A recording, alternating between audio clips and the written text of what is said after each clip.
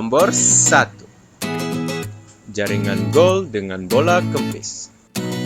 Jika Anda menjaringkan gol, tetapi bola tersebut kempis dan meletup semasa perjalanan ke gawang, jaringan itu tidak akan dikira. Ini karena bola yang digunakan dalam perlawanan mestilah dalam keadaan baik. Sekiranya terdapat kerusakan pada bola semasa perlawanan akan diberhentikan dan bola ditukar serta-merta. Hal ini penting agar tidak ada pemain yang cedera dan perlawanan berlangsung dengan adil. Akan tetapi, terdapat situasi seorang pemain menjaringkan gol dalam perlawanan Liga Juara-Juara Eropah di mana bola yang dirembat meletup di atas udara dan gol tersebut dibenarkan. Ini mungkin karena pengadil tidak menyadari akan hal tersebut. Nomor 2.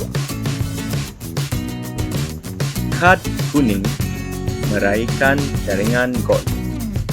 Sudah menjadi kebiasaan pemain untuk meraihkan gol apabila membuat jaringan. Terdapat bermacam-macam jenis cara yang digunakan pemain untuk meraihkan sesuatu jaringan itu.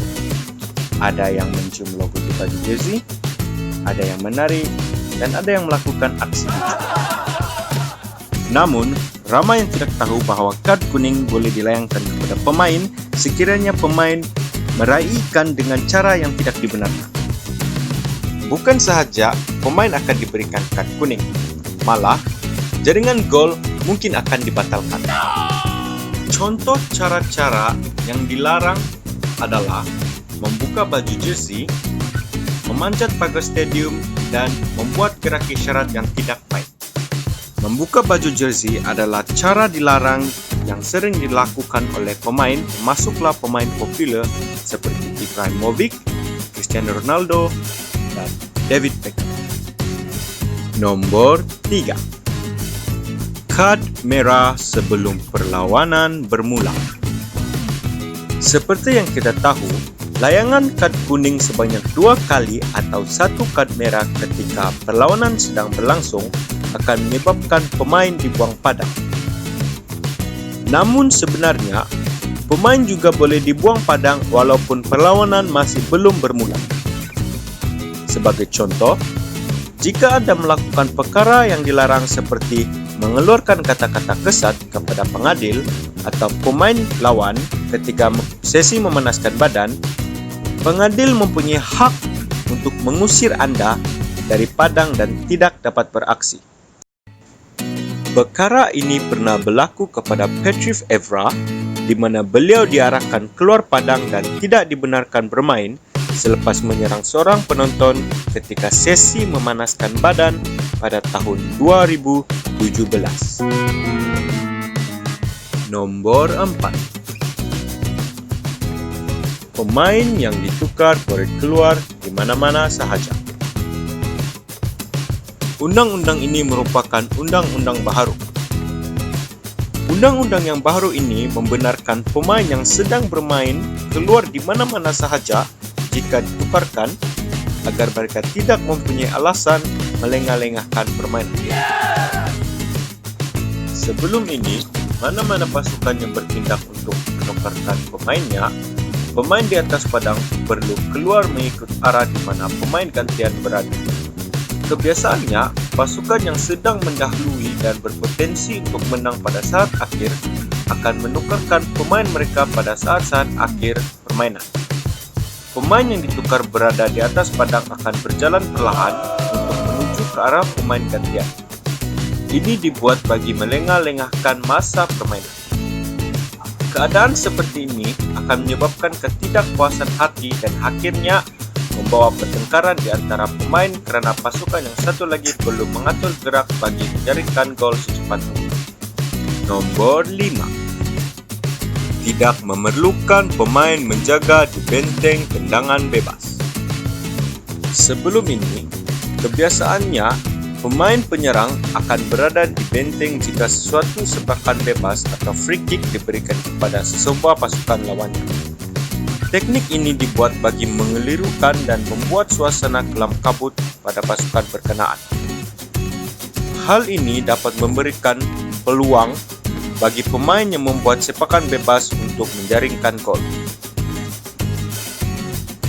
Bermula musim 2019-2020, tiada lagi pemain yang boleh membuat provokasi sebegini kerana peraturan baharu menetapkan pemain-pemain perlu berada pada jarak 1 meter dari benteng tendangan bebas. Itulah 5 undang-undang bola sepak yang masih lagi ramai tidak tahu. Saya berharap video ini dapat membantu anda. Sekian, terima kasih.